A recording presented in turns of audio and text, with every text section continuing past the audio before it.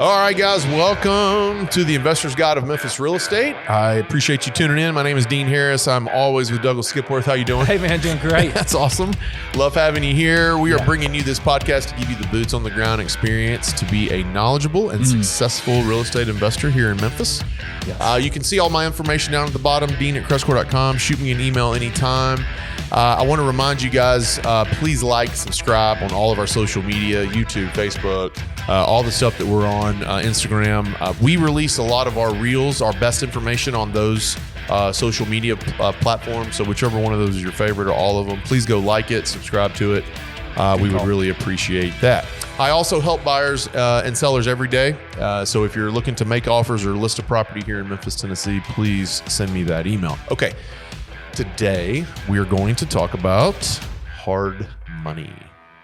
What is hard? How to use hard money. How to use hard money right now in this market. That's good. So I got the question on yesterday's Zoom call. A lot of you guys might know or wonder where we come up with these topics. They're coming from you. So if you have anything we want to talk about on here, please send that in. But I got several questions yesterday on the Zoom call about how to use hard money in this market, right? Okay. And maybe it's that I haven't done a well enough job of explaining that and going through that. So here we are today. I was just about to say. This is why I love I love the open communication with our clients, because I'm literally taking things that I'm hearing from you guys and just answering them and putting them right back here on this podcast. And this using hard money and how to use it is one of them. So my first answer to that question. Yeah. What is hard money? Everything. My first answer to the question was, how do you use hard money in this market, right? Yes. Oh, yeah. Well, is it hard to use it this way? That's what the question really was. And I was like, everything's harder in this market, right? Nothing's impossible. No. But everything in this market is harder than it was 2 and 3 years ago. Well, because it's different. It's just different. It's not necessarily good or bad. It's just different. So it's like you got to adjust and adapt. And and I want to make sure I stress not impossible. I'm just saying harder than what it was. What we really are back to, if you've been in this a long time, and as I'm getting older, it's like when I'm saying these words, I can't believe it. But 22 years in this now, this is about how it's gone. You know what I mean? We were in the difficult or the new thing that we were in has been since 2018 to 2022. That was the new thing. That's right. Yeah, you're atypical of what we've been going through. What we're going through now is a little bit more like what it's been in my experience from like 2011 to 2017-ish. Yeah. And same with banks and interest rates. You know, like this is 30 years ago when I was starting my career. It was like, this is what prime rate was in the 8s. That's right. You know, that's right. 40 years ago when 13. It was much higher than that. So it's like historically, this is pretty normal. But it feels really different. It does, and that's human nature, right? Yeah. We only remember what happened yesterday, right? So it's like barely when we can't recall certainly what it was going on. I'll tell you what I did. I went back when this market changed. I went back in my email. Did I tell you this? You did. I went back in my emails and because we keep everything. I went all the way back to 16 and 17. And I started to read. I spent about 2 hours reading just lines of topics and emails. And I was watching and reading myself sell property then to give me a little bit of a reminder and refresher of what's going on. It's the same thing. The rates are about the same. I don't have as many deals. It's harder to make anything work. But you know what we were doing then? We were selling houses. We sold a ton of houses in 2016 and 17. When I say a ton, I mean 30 a month. And then what did you do last month? The same thing. We had 28 and now we're on 30. It's May is going to be equally good again. People are realizing and settling down. They've settled down. All right. So this is what it's going to look like. Fed raised interest rates last week, a quarter point. Okay. Yeah, big deal. Big deal. This is how we're working. So big deal. I do, and speaking of that, I think we're hitting a peak, and we're gonna settle out for a while. So talking about hard money, I have never, to get the record straight, I have never stated or thought you should use hard money for 20 years. That's not what it's set up for. It can work, I guess, if you got a house that's the right price, you can stay with it. Depending. But what I'm trying to tell you is that this is a tool to use to get to the end. Yeah, hard money is a tool. It's an opportunity. To zoom out, hard money is just, I don't want to say an unconventional, but it's not the traditional bank debt mortgage. It's a lender. It's an alternative lender who's lending based on the property as opposed to the borrower. That's so right. the banks are going to do the whole body cavity search, tax returns, guarantees, financial statements, blood sample. Yes. And first kid, pledged, all of that. And a hard money lender is going to look at the property that the borrower is trying to purchase. Correct me if I'm that wrong. is going to be way more of the decision for the bank, for the lender. Correct me if I'm wrong, but hard money lenders don't typically even run a credit report, right? All right. So see, that's, No way credit, opportunities for no money down, which banks are going to limit you with, a down payment. It can be lightning fast. There are lots of reasons how hard money fills a gap. It fills a niche. It's a little different in the market, but it's just filling a need that borrowers have. That's right. That buyers have. And that's what we're talking about. It's if you have a need that they can fill versus it not getting filled, then it might be the thing to use. You know what I've never done, or what I will never do, and what I've never heard anyone else do? When they pay off a house at the very end, they look back and they say, "Oh man, I can't believe that I paid all that up front to buy this house and get into it." What? No. I can't believe that I paid that interest rate for however long, 7 months before I bought. No one. I can't believe I had to pay a few points in a down payment on the house. On the house that's now paid for. No one. Yo, you're so happy to be. Yes, get to the end. I'm never going to say I finished. Yeah, I'm never going to be like, I finished the race. But dang, look how far I had to go. I wish I hadn't have done that. No, you're not. No, man. You're going to be ecstatic that company helped you, or that tool helped you get to your end goal, which was to pay off the house. That's good. So, and I guess, I said it's not set up for 20 years. If you find a deal that's cheap enough and you don't want to take it to your bank, and we'll talk. We can maybe talk about that a little bit later. But I think it's also, hard money. Just the banks are more restrictive right now. Yeah, that's probably the biggest. Talk on that for a second. So because I asked you this question, let me set this up for you. I asked this question kind of when the market was shifting, and I came over to you and I was like, "Yeah, man, how the guys from CoreLend doing? Is everything hanging in there? They doing all right?" Because I'm assuming everything was like me at the beginning of the year, where it was really slow and your first reaction was, "Man, they're wearing it out." CoreLend, sponsor of the show, yes, and a great sponsor of the show. Thank you, CoreLend. They are a hard money lender, and they do better when the banks, you got to think, when the banks start getting a little bit jumpy and a little anxieties out there, they clam up, a little clamming up, a little nervous, then we just said that there are deals out there. There's Memphis, they're closing at least 50 deals a day. So there are opportunities. So if you can't borrow from the bank, where are you going to buy if you're not a cash buyer? Did you hear that fact? Say that again. 50 deals. There's 3,000 houses being sold in Memphis every month. Yeah. Tell me there's not deals here. Go ahead. Deals. There are always deals. The window's open some, it's closed. It's the window of opportunity is always open. Always. I'm sorry to interrupt. Yeah. And so, because of CoreLend, when that happens, or hard money lenders, they have I don't want to say the pick of the litter, but when the higher borrow, they just got more opportunity to look at deals because banks are being a little more restrictive, and they're concerned because banks are regulated. Oh my goodness, you've seen in the past 3 months, banks fail, headlines of all the news outlets, and banks are not in favor. So, and they're highly regulated. And so the regulators drive a lot of that. Yep. And the regulators messed up on specifically Silicon Valley Bank. Regulators admitted, FDIC admitted that they messed up. And so guess what that means? They're going to come in a lot harder on everybody else because they messed up, because they got to prove that they're worth it and that they're doing their job. That's right. Now everybody is even more scared because they're going to, it's a self-fulfilling prophecy. So that just provides opportunity for hard money lenders. That's right. And I don't, and again, it's being used. they're not having their best months for nothing. Like I'm trying to simplify this as best I can, right? You can get as technical and market forecasting and should I and shouldn't I or whatever. There are hundreds of other people making the decision to use it. Yeah, and I've got some deal examples. We had a loan committee that I sit on the CoreLend loan committee, full disclosure, and we looked at deals this morning, and I'll talk about them. So let's talk about, the idea behind it is to use it as a tool, not necessarily as a strategy throughout this entire thing. So we've kind of talked about that. What else? Cash is king. Yeah, cash again, is no king. money down. I mean, that's a huge advantage to that. Oh, speaking of, that's right. What he means by cash is king is you can present this as a cash offer. You've been approved. Yes. You've been approved. You've gone through the whole process. There is no approval letter that has 5 conditions at the bottom of it.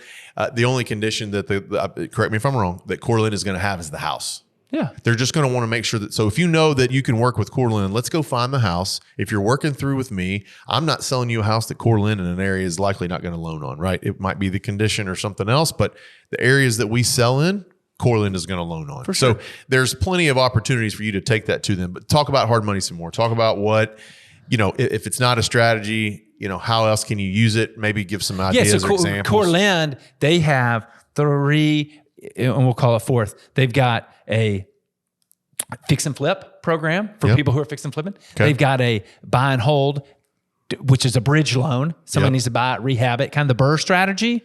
When you go to refinance it. That's what I've used the most, by the way. And then they've got a just transactional funding if for wholesalers, other people who are doing deals, need to do it, double close it, whatever reason.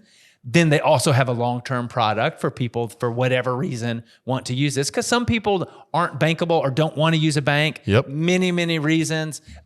Examples are people who've had some kind of credit history that they don't want. They want to keep this off of their record in the sense of that's a popular the reporting one. So sometimes people going through divorces. It just makes it, life happens and people want to use long-term financing from hard money lenders as well. And then they can refinance it. We've talked about this.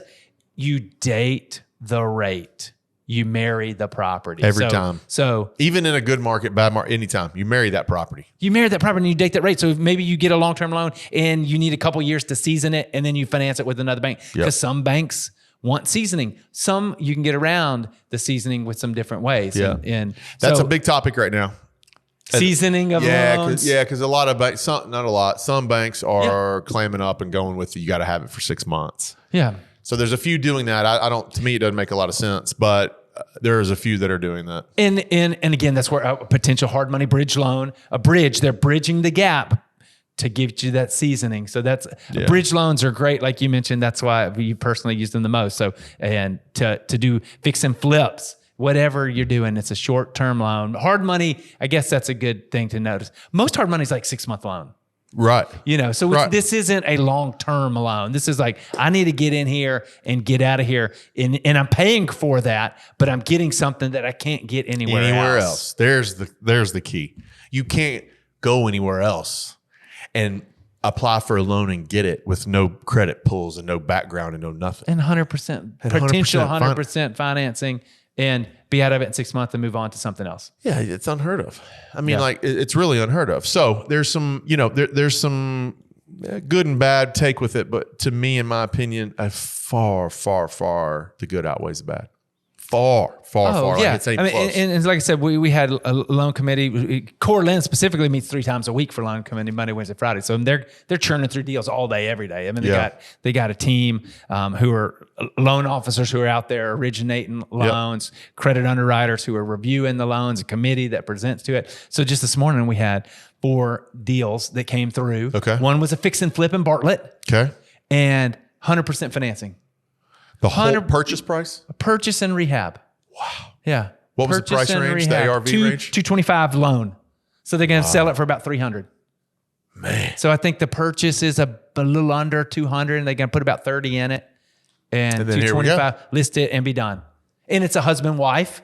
And she happens to be the agent. in that scenario. So that's why you don't particularly know about it, but it's a but it's a deal. I mean, and so it's a deal. Somebody's doing that. And we had another guy this morning who's got a house up in Fraser. Okay. And he had used a short-term loan to buy it. Yeah. And he got it rented and ready, rehabbed and rented and ready. And he just wants to term it out for whatever reason. He was in it for a real low amount. So he just wants to term it out. So he's going to use I wouldn't call it a hard money loan. It's just it's an alternative lender to a bank. But the advantage to this is, yes, it's a higher rate and all that. But the advantage to this, like here the advantage. No bank, it doesn't go on your credit report, doesn't go on your back, doesn't any.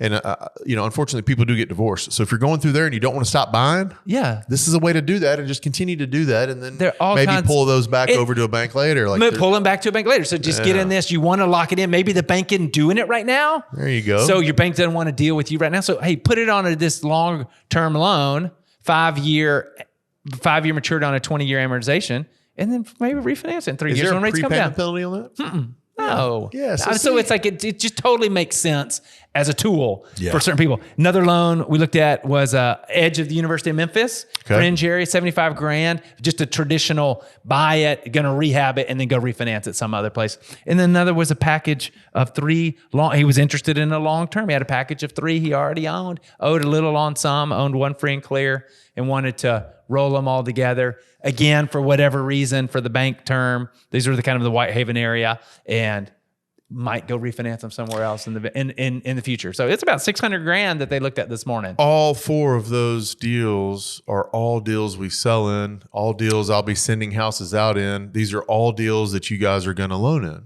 CoreLend, sponsor. CoreLend, CoreLend is going to lend on this. Their average loan size, I think, is $140,000. They look at stuff probably from $75 to $400, $350. Occasionally they'll have a higher end fix and flip. Yeah, but yes, I mean that's what we just talked about: 75, 225, 75, and then 300. There were 3 houses, 100 apiece. One was a duplex. So what I'm hearing, and correct me if I'm wrong, because this is a little bit more of your specialty area than mine. It sounds like it's not hard to use it right now. It does. I mean, because to me, it's like, okay, yes, the interest rates at a regular bank, prime or whatever, what are they now? 7.5, 8? Prime rate is 8.25. So everyone else is getting 9, probably 8.5, 8.75, 9. And hey, that's a great point. Just so people know. Back in the day, pre-rates increasing, the spread on hard money lenders was greater, right? So the spread, they were able to borrow at this rate and charge at this rate. Well, as the borrowing cost went up, the rate on hard money has not gone up lockstep. So it's compressed a little bit. So the spread between what you'd get at a bank and what you get at a hard money lender is not as great as it was in the past. So the answer to that question I just asked is, it's easier now. That's fair. How can it? It's That's easier. Fair. You were paying this gap earlier. Yeah.